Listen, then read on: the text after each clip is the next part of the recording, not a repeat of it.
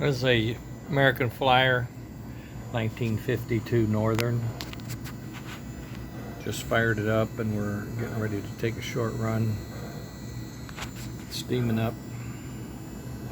Just came out of the ICU.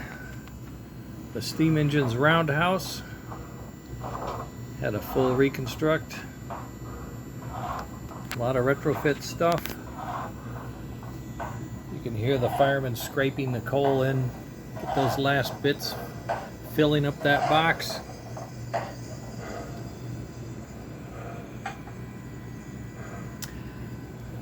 We're gonna pull out without any load, just to test.